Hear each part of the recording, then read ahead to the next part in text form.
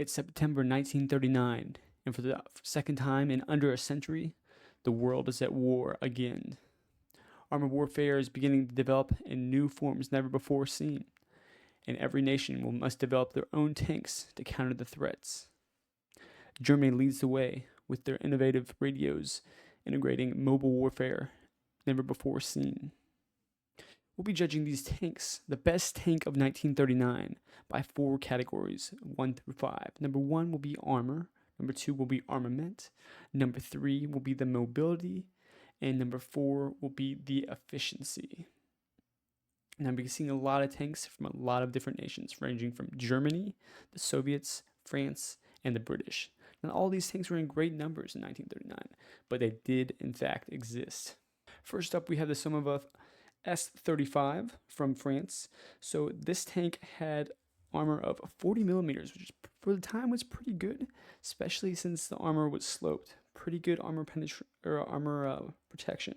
Next, we have the armament, which is a 47 millimeter cannon. Now this is pretty effective at taking out pretty much all of its tanks that it'd be facing in 1939.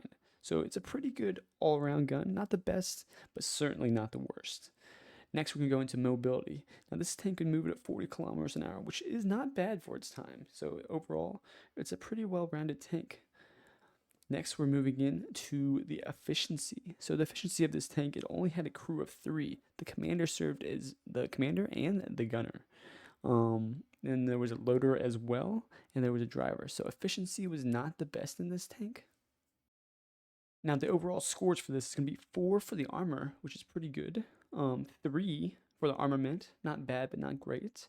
3 for the mobility, same thing, not bad, not great. And then 2 for the efficiency. That's mainly going to be due to the commander having the dual hat as both the gunner and the commander. It's going to make it much less efficient, and the fact that this tank is very tall, it's a very easy target to hit, so that's going to bring it down in some points.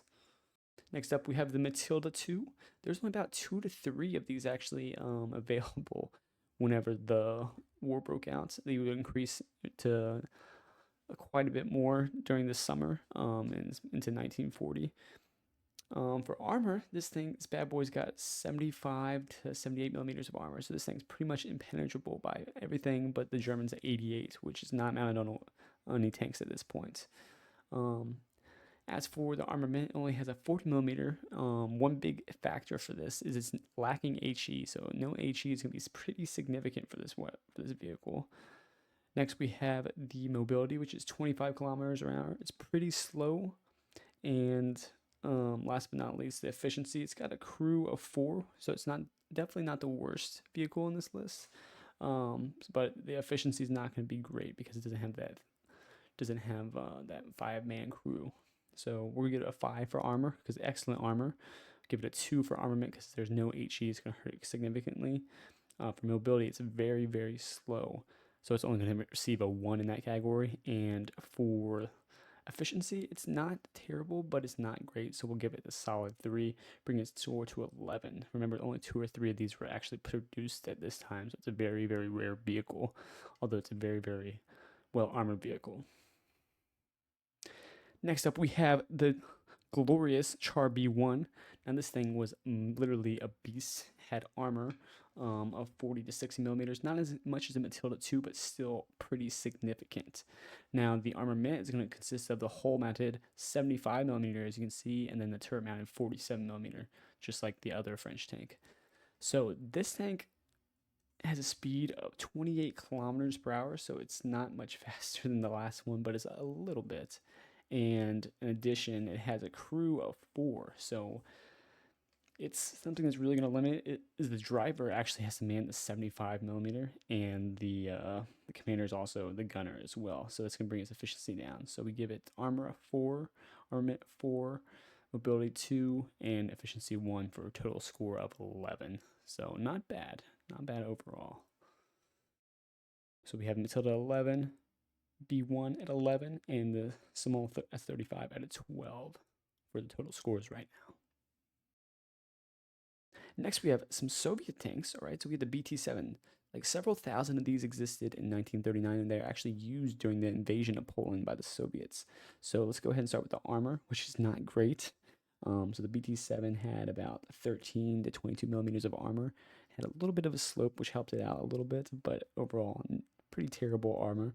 Armament was pretty good with a 45 millimeter cannon with both high explosives and armor piercing. Mobility is really where it shined. This thing could go 50 to 55 kilometers per hour, which is pretty insane. Another place where it's lacking is the efficiency, the crew. So the commander had to man the gun as the gunner, and he also had to command the tank. And then there's a loader and a driver. So overall, this thing's gonna get a 1 for armor, pretty poor. It's gonna get a 3 for armament. It's not a bad armament. It's gonna get a 5 for mobility because this thing is freaking fast, as you can see, and it's gonna get a 2 for efficiency due to the 3-man crew. It's gonna be hindering it quite a bit. Overall, it was a great cavalry tank though, and it exceeded it being very fast. And there's actually early versions could drive without robots. Next up, we have the T-26. This was actually the most numerous tank in the Soviet Army in 1939, with just around 10,000 being produced. So this thing for the armor has got about 15 to 25 millimeters, which is a little bit better than the BT-7, but not by much. Armament's the same. It's got a 45 millimeter, both still a good cannon, not bad at all. For that stage of the war, mobility is about 30 to 35 kilometers, so not as good, but still not bad either. And then last but not least, same thing with the crew. Only difference is the commander is also the loader, and there's a gunner and a driver. So this thing, weak armor. So overall, we're gonna give it a 2 for armor, a little bit better than BT-7, but not by much. Next, we're moving into the armament. Still a 3, same gun, makes sense.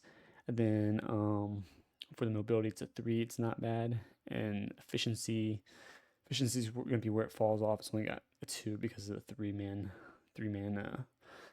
concoction it's got going on in there, which really makes it struggle for sure.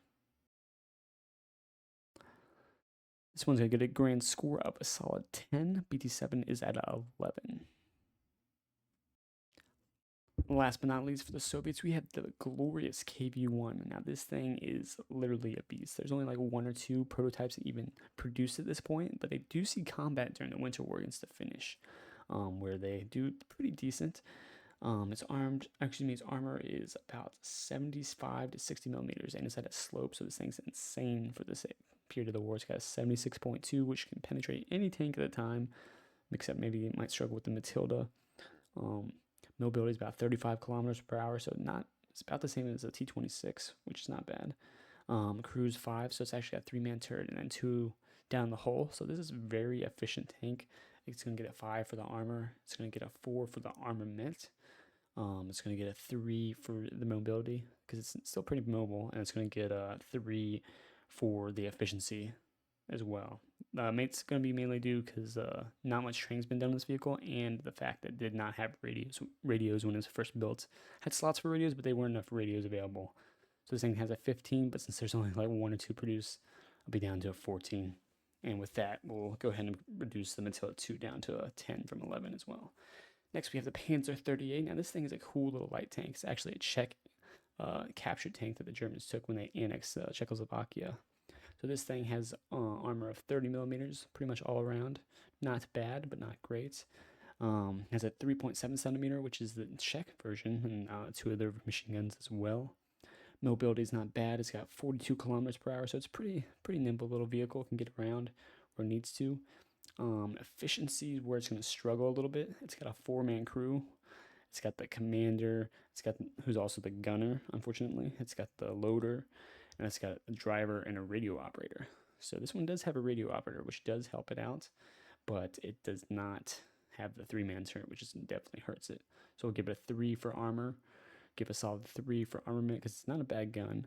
Give it a 3 for mobility, and a 3 for efficiency. So this is getting 3s all around. It's getting a 12. Pretty decent ranking little vehicle, and Panzer 38, I feel like it's a little bit lacking on the love. I saw in you guys my poll earlier for the best tank of 1939, and it was kind of lagging back there. I like the Panzer 38. It did pretty efficient. It had a very reliable hull that was used throughout the war on the Hetzer. So not a bad chassis for sure. As you can see, the armor didn't always hold up though, and that's where it could struggle, just like the early Panzer III and IV. So next we have the Panzer III. So just like its brethren before, it has 30 millimeters of armor pretty much all around on these models. It has a 3.7 centimeter, which is, this one's a German one this time.